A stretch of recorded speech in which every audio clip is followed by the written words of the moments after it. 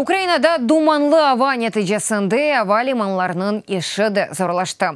Елжылықлар якечқала яда толу сынен ләху етілі. Киев авалиманында 4 күнден берлі елжылықлар вақтында керчеклешмей. Базы елжылар сатлернен учакларыны беклей фақат бүгін вазиет қолайлашты. Бір сыра елжылықлар Борисполь авалиманына кечірілді.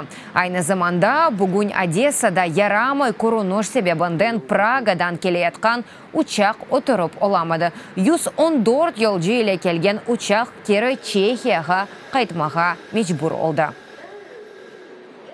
Якщо ви бачите на нашому табло відмінено, Елжылықлар ләху етілгеніні көрсеңіз, демек олар Бориспольге авыштырылған. Бір тек эки елжылық истесна. Яни жедвелге көре ләху етілседі, елжыларымыз Бориспольдан чықты. Оларны анда еткіздік. Учышларымыз ғайрыдан башланмақта. Бір қаш йөнелешті қайдетув артық ашылды.